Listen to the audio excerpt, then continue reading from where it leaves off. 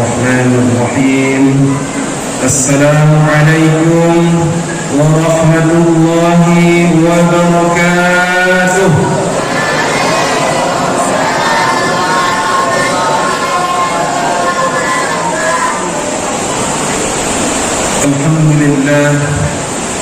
الحمد لله الذي أنزل القرآن هدى للناس وبينات من الهدى والفرقان. أشهد أن لا إله إلا الله وأشهد أن محمدا عبده ورسوله. اللهم صل وسلم على هذا النبي الكريم وعلى آله وأصحابه أجمعين. أما بعد، فقال تعالى في القرآن الكريم: أعوذ بالله من الشيطان الرجيم، بسم الله الرحمن الرحيم. وقال الرسول: يا ربي إن قوم اتخذوا هذا القرآن مهجورا. وقال رسول الله صلى الله عليه وسلم: من قرأ حرفا من كتاب الله فله به حسنة، والحسنة بعشر أمثالها. لا أقول ألف لام حرفا، ولكن ألف حرف ولام حرف وميم حرف. معاشر المسلمين، bapak-bapak, ibu-ibu, adik-adik, seluruh jemaah Masjid At-Taubah yang dirahmati Allah. Pertama, kita bersyukur kepada Allah Subhanahu wa ta'ala. Pada malam hari ini kita diberikan kesempatan untuk hadir di masjid, melaksanakan ibadah salat baik wajib maupun salat sunat tarawih, kemudian memperingati nuzul Al-Quran. Salawat dan salam marilah sama-sama kita lantunkan. Allahumma salli ala Muhammad wa ala ali Muhammad, untuk baginda Rasulullah sallallahu alaihi wasallam. Bapak-bapak, ibu-ibu, kaum muslimin rahimakumullah, peringatan nuzul Al-Quran ini biasanya kita laksanakan pada malam-malam setelah 15 Ramadan. Ada yang melaksanakan di malam 16, 17, dan kita alhamdulillah pada hari yang ke-17 dan pada malam yang ke-18. Yang pertama alasannya adalah kita bersyukur kepada Allah Subhanahu wa ta'ala karena sudah melewati Ramadan tahun ini lebih dari separuh dari bulan suci Ramadan. Kita masih diberikan kesehatan, kita masih diberikan keimanan untuk tetap melaksanakan ibadah-ibadah yang sudah dijanjikan oleh Allah Subhanahu wa ta'ala, fadilah dan keutamaannya. Kemudian alasan yang kedua, kenapa kita memperingati nuzul Al-Quran ini, karena memang syahrul Ramadan alladzi unzila fihi Al-Quran. Pada bulan suci Ramadan ini turun Al-Quran. Dan Al-Quran itu merupakan kitab Allah, ya kitab Allah atau kitab suci kita, yang kita yakini, yang kita pedomani, yang kita amalkan di dalam kehidupan sehari-hari. Jadi ini merupakan mengembalikan kesadaran kita bahwa ada kitab suci pegangan hidup kita yang diturunkan oleh Allah di bulan suci Ramadan ini. Kemudian alasan yang ketiga adalah kita memperingati nuzul Al-Quran ini setidaknya mengembalikan kepada diri kita masing-masing kesadaran untuk memfungsikan Al-Quran di dalam kehidupan kita sehari-hari. Jadi bagi adik-adik yang mencatat, pada malam hari ini judul nuzul Quran kita adalah memfungsikan Al-Quran. memfungsikan Al-Quran. Kaum muslimin rahimahumullah, di dalam Al-Quran surah Al-Furqan ayat yang ke-30 Allah subhanahu wa ta'ala berfirman, wa qala Rasul berkata, mengadu kepada Tuhan, ya Rabbi, wahai Tuhanku, inna qaumi, sesungguhnya kaumku, umatku, umat Nabi Muhammad, ittakhadhu hadzal Qur'ana mahjura. Kaumku, kata Nabi Muhammad, sudah menjadikan Al-Quran itu diabaikan, sudah mengabaikan Al-Quran. Mahjura artinya adalah mengabaikan. Dia terambil dari kata hajara, sama katanya dengan hijrah. Kalau orang yang hijrah itu meninggalkan yang baik, ya, meninggalkan yang buruk menuju kepada yang baik. Tapi kalau mahjura itu meninggalkan ataupun mengabaikan yang baik. Sehingga Ibnu Qayyim mengatakan bahwa ada beberapa sikap orang-orang yang mengabaikan Al-Quran itu. Yang pertama, kata Ibnu Qayyim, mereka tidak tekun membaca dan mendengarkan Al-Quran. Itu orang yang mengabaikan Al-Quran. Yang kedua, kata Ibnu Qayyim, mengindahkan atau tidak lagi memperhatikan yang halal dan yang haram. Padahal dia membaca Al-Quran, percaya bahwa Al-Quran itu adalah kalamullah, firman Allah.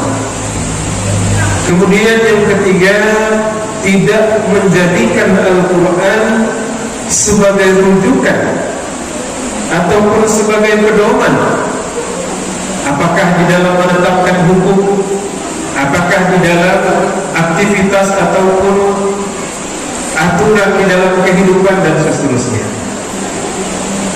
Kemudian yang keempat, kata Ibnu Qayyim, orang yang mengabaikan Al-Quran itu adalah orang yang tidak memikirkan atau tidak pernah mau mentadabburi kandungan-kandungan Al-Quran itu. Tidak mau tahu dia dengan Al-Quran, tidak mau dia paham dengan satu ayat pun dari Al-Quran. Inilah, kata Ibnu Qayyim, orang yang mengabaikan Al-Quran. Kemudian yang terakhir adalah orang yang mengabaikan Al-Quran itu, ia tidak menjadikan Al-Quran sebagai syifa, sebagai obat penawar, apakah bagi penyakit hati ataupun penyakit fisik. Sebab kata Fakhruddin Ar-Razi, asy-syifa itu, Al-Quran sebagai obat itu pada hakikatnya memiliki dua fungsi. Yang pertama adalah mengobati, ya, yang sakit, lima fis sudur, apa yang ada di dalam hati, penyakit hasad, penyakit dengki, penyakit iri hati, ya, penyakit suka menghibah, suka dendam dan lain-lain. Tapi juga penyakit fisik, karena memang Rasulullah SAW di dalam banyak riwayat pernah menggunakan Al-Quran untuk mengobati penyakit fisik. Kaum muslimin rahimahumullah, jadi agar kita tidak dikatakan sebagai mahjur atau orang yang mengabaikan Al-Quran, maka di dalam kaidah usul fikih ada namanya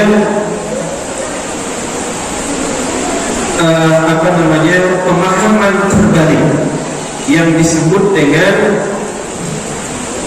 saya lupa apa nama istilahnya, istilah usul fikihnya mafhum mukhalafah. Ada dia sekarang itu mafhum mukhalafah. Terima kasih ya. Mafhum mukhalafah. Jadi mafhum mukhalafatnya adalah kita harus memfungsikan Al-Quran itu. Nah, bagaimana memfungsikan Al-Quran itu tadi? Dengan cara tidak mengabaikannya. Seperti yang disebutkan oleh Ibnu Qayyim, tidak kita harus tekun. Kalau tadi orang yang mengabaikan, dia tidak tekun di dalam membaca Al-Quran. Nah, ketika kita mau memfungsikan Al-Quran, maka kita harus tekun di dalam membaca Al-Quran. Mohon maaf Bapak dan Ibu, kalau hari ini untuk anak-anak kita, apalagi anak-anak milenial, kalau kita bacakan misalnya hadis yang saya bacakan tadi, man qara'a harfan min kitabillah, siapa yang membaca satu huruf dari Al-Quran, maka dia akan mendapatkan satu kebaikan, satu pahala. Pahala yang satu kebaikan itu akan dilipat gandakan menjadi 10 kali lipat. Kalau bulan suci Ramadan ditambah lagi dari 7, dikali lagi dengan 700. Jadi banyak sekali. Kadang-kadang anak-anak kita yang muda-muda, anak-anak milenial kata orang sekarang, itu kurang yakin dia kalau membaca Al-Quran itu punya faedah. Tetapi kalau kita jelaskan dengan data ataupun fakta ilmiah, maka mungkin saja dia akan lebih mudah memahami. Atau ada bukti, ya, ada bukti bahwa dengan membaca Al-Quran itu akan memberikan manfaat yang luar biasa, kebaikan bagi orang yang membacanya. Kemarin malam saya sempatkan membaca buku Alif Nafsaka bil Quran, artinya obati dirimu dengan Al-Quran, karya Abdullah Daim Al-Kahil. Jadi di situ ditulis beberapa hasil penelitian ilmiah terkait dengan istilahnya sekarang itu sound healing. Jadi semacam terapi dari suara-suara. Ini berasal dari sebuah temuan ilmiah yang seorang pengkaji ataupun peneliti khusus dia meneliti tentang indera manusia. Namanya adalah Alfred Tomatis. Jadi dia sudah meneliti sekitar 50 tahun tentang indera manusia. Nah, sebelum sampai pada penelitiannya, saya ingin bacakan 2 ayat Al-Quran yang mungkin saling terkait dengan apa yang dilakukan oleh beberapa peneliti tentang indera manusia ini. Yang pertama adalah Ya ayyuhan nas, qad ja'atkum mau'izatun min rabbikum wa shifaa'un lima fis sudur wa hudan wa rahmatan lil mu'minin. Wahai manusia, sudah datang kepadamu mau'izah, yakni Al-Quran dari Tuhan kamu. Fungsinya adalah sebagai syifa, sebagai obat lima fis sudur, dari apa penyakit yang ada di dalam dada kita. Dia sebagai petunjuk, sebagai rahmat bagi orang-orang yang beriman. Itu yang pertama. Yang kedua adalah, jadi yang pertama tadi menyatakan bahwa Al-Quran itu punya fungsi sebagai obat. Nah, ini pernyataan Al-Quran. Kemudian yang kedua, kita baca di dalam surah Sajadah ayat yang ke-9. Summa sawwahu wa nafakha fihi min ruhi wa ja'ala lakum as-sam'a wal absara wal af'idah qalilan ma tashkurun. Kemudian Allah Subhanahu wa ta'ala menyempurnakan penciptaan manusia itu dengan cara meniupkan ruh. Setelah dia meniupkan ruh, wa ja'ala lakum as-sam'a, Allah jadikan pendengaran. Di dalam tahap reproduksi manusia itu pada tahap penyempurnaan Allah tiupkan ruh. Nah, pada setelah ditiupkan ruh, apa yang pertama kali diciptakan atau dibuat oleh Allah? Wa ja'ala lakum sam'a. Yang pertama dibuat itu adalah pendengaran. Kemudian apa? Wal absar. Kemudian penglihatan. Kemudian yang ketiga wal afidah, yaitu hati. Tetapi sedikit sekali orang-orang yang mau bersyukur.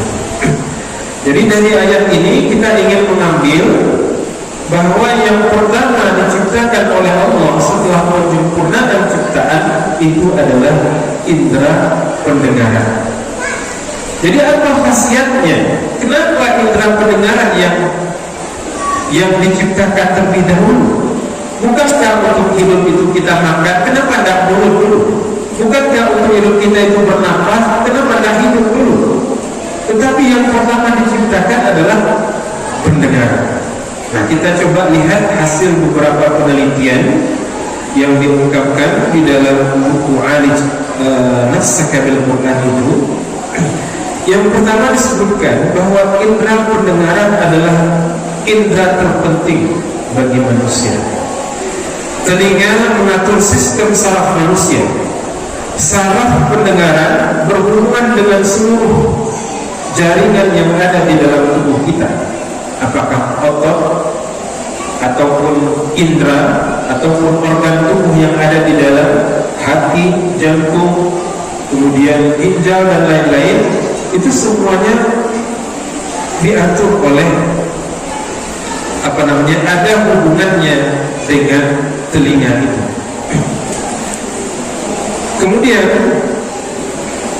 maka jika indera kita terganggu, maka tubuh kita akan menjadi tidak seimbang.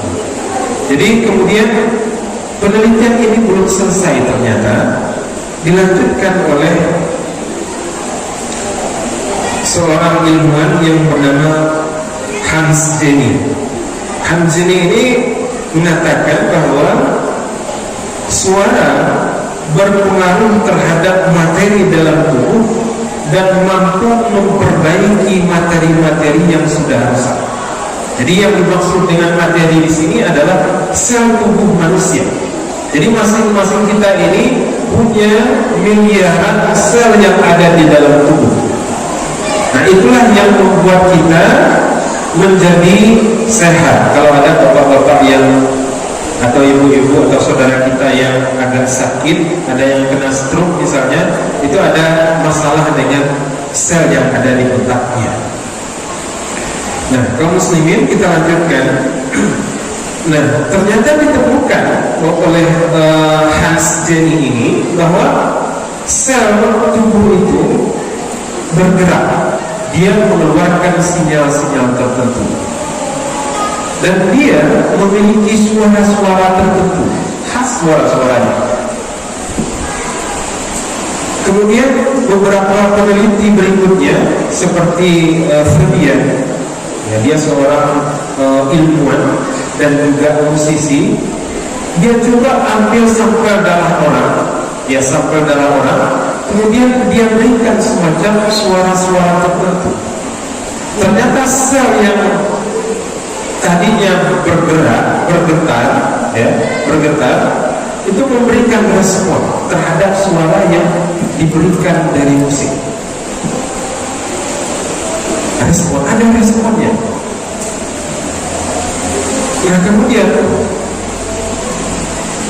karena memang orang barat itu nggak ada suara lain, jadi yang dia gunakan itu adalah suara musik, ya, suara alat, suara instrumen dan lain-lain. Itu yang dia coba. Nah, ternyata setelah lama dilakukan penelitian, diambil pula sel darah orang yang sakit, nah, yang sel darahnya itu agak rusak, yang tidak memiliki yang responnya itu agak kurang, ataupun pergerakannya kurang, suaranya agak kurang, diberikan respon suara terhadap sel itu. Ternyata apa yang terjadi, kaum muslimin, sel ini memberikan respon yang bagus terhadap suara, sehingga yang tadinya pergerakannya itu kurang baik, diberikan suara ternyata lebih baik, mengeluarkan respon yang lebih baik. Dan ini pula yang menyebabkan sel-sel yang lain itu menjadi baik. Bahkan pernah dicobakan kepada orang yang berpenyakit kanker, ya, suara itu ternyata sel kanker itu mati dengan suara-suara tertentu. Nah, kemudian juga virus, bakteri yang mengganggu di dalam tubuh kita, itu dia juga punya gelombang suara, juga mengeluarkan suara-suara itu, dan juga merespon suara. Jadi ketika diberikan suara tertentu, maka virus-virus itu akan mati dengan sendirinya, bakteri itu akan mati dengan sendirinya. Kaum muslimin rahimakumullah. Jadi apa yang ingin kita tangkap di sini, bahwa ternyata suara-suara yang memberikan ataupun yang mempengaruhi sel itu, membunuh sel kanker, kemudian membunuh virus dan lain-lain, itu adalah suara yang keluar dari orang yang mengucapkan. Maka bila kita mengacu kepada ayat Al-Quran, ya, telinga kita yang menerima suara yang pertama diciptakan itu punya fungsi untuk membentuk sel-sel itu tadi.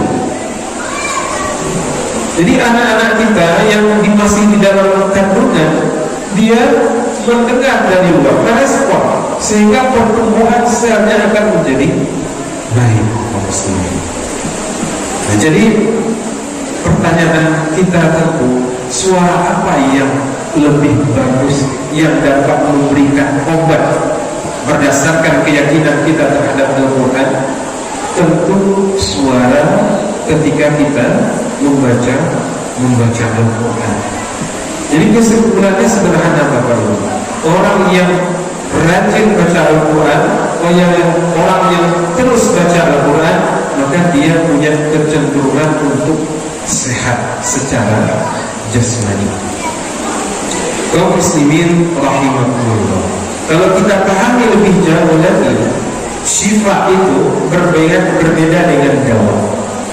Kalau dawa itu juga berarti obat, tapi obat yang sudah diketahui secara medis penyakitnya. Ya, bisa sakit kepala, obatnya apa? Bodrek misalnya. Ya, sakit mah misalnya promat misalnya. Itu dawa. Likulli da'in dawa.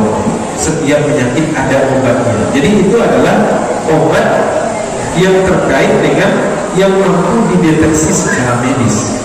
Tetapi syifa itu berbeda dengan dawa.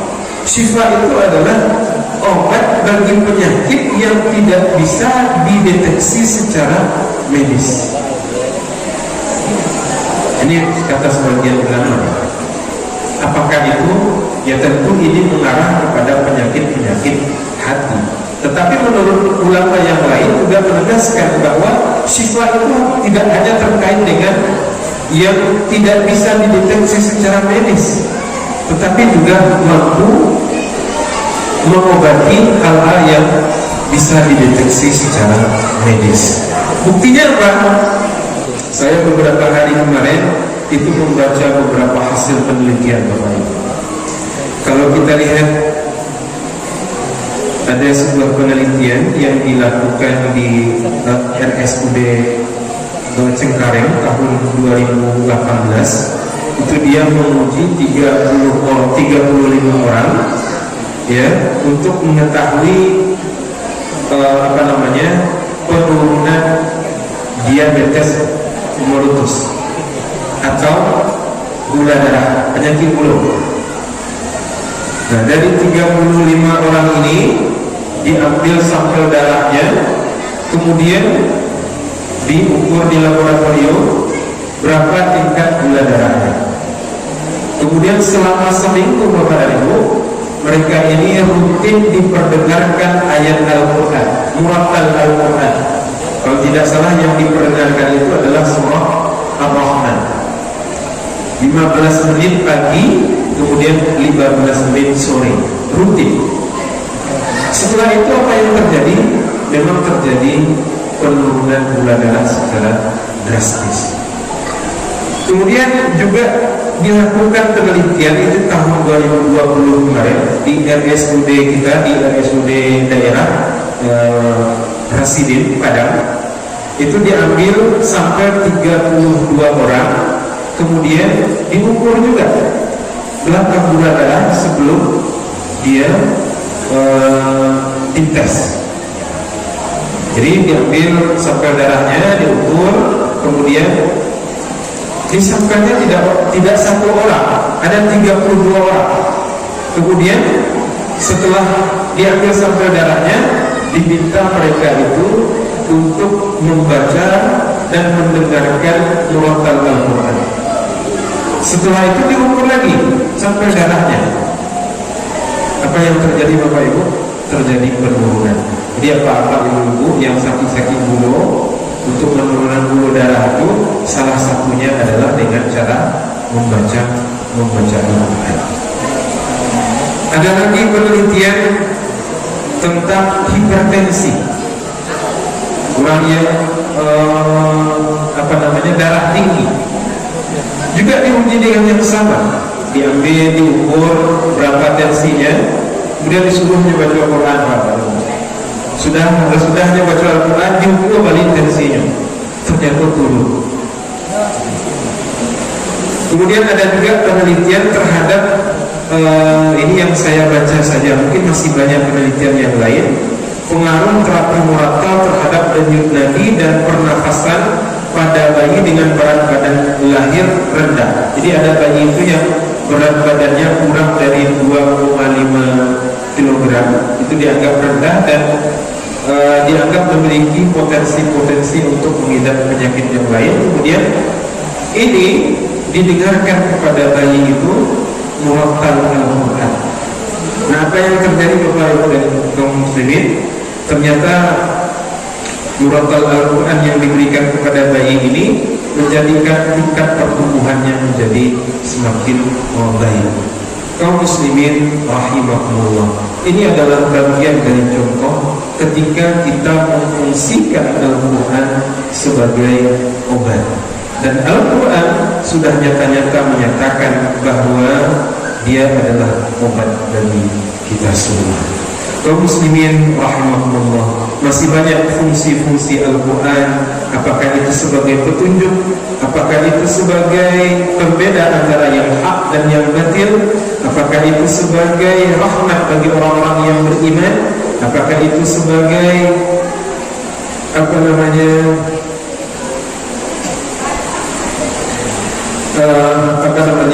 obat dan lain-lain. Itu semua dapat kita fungsikan di dalam kehidupan sehari-hari. Dan pada malam hari ini kita hanya menyajikan bukti bahwa secara ilmiah Al-Quran itu sudah dibuktikan di mana-mana. Kaum muslimin rahimakumullah, saya di UIN Monjol itu mengasuh mata kuliah I'jaz Ilmi fil Quran. Jadi banyak sekali ayat-ayat Al-Quran yang memiliki hubungan dengan sains ilmu pengetahuan.